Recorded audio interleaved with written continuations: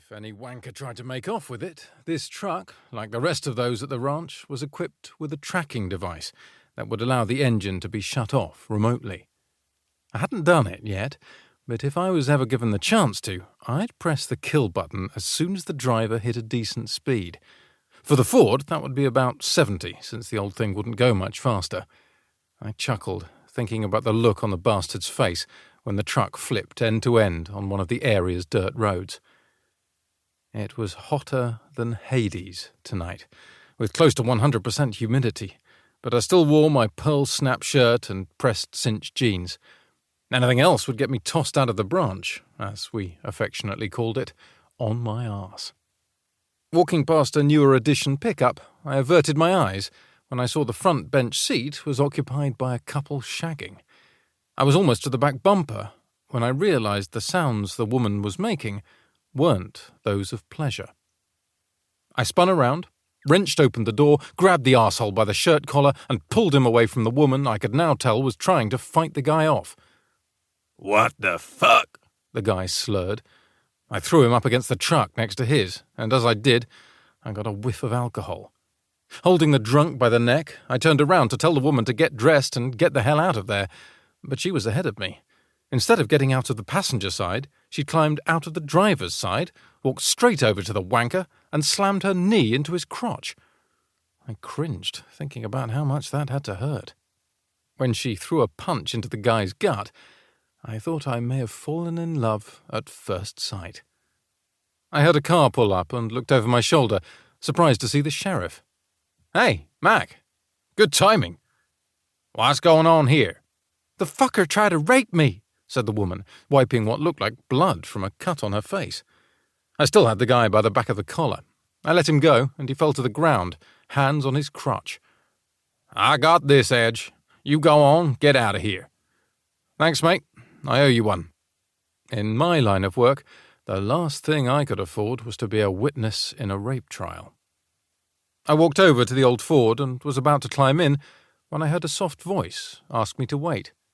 When I turned around, the feisty woman who'd slammed her would-be rapist in the balls with her knee got on her tiptoes and planted a kiss right on my lips. It wasn't a chaste one either. "Thanks, Edge," she said as she walked away.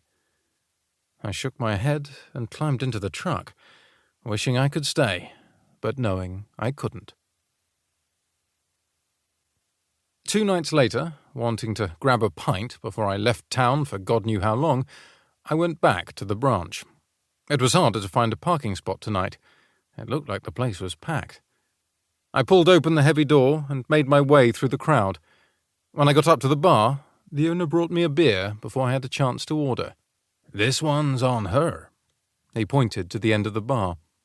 I looked to where he motioned and met the woman's eyes. "What's her name?" "That's Rebel." 3. Rebel. I was just finishing up my break when I saw him walk in. Edge.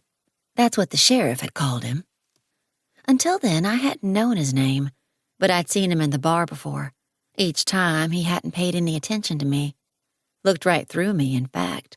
It wasn't that surprising. The man was hot as fuck. I watched the exchange between him and Bobby, wondering if he'd remember me from 2 nights ago. When my boss pointed to the end of the bar where I was sitting, Edge raised his head and looked straight at me. His eyes were brown. Mine were blue. Everybody said they were my mother's eyes. I didn't think they were that alike, other than in color. If they were similar to my father's, I wouldn't know. I'd never met the man. I watched him walk my way. Was I ready to have a conversation with the man who'd saved me from being raped by a man I'd intended to kill? Since my break was over anyway, I slammed down the rest of the whiskey in my glass and stood to go back behind the bar.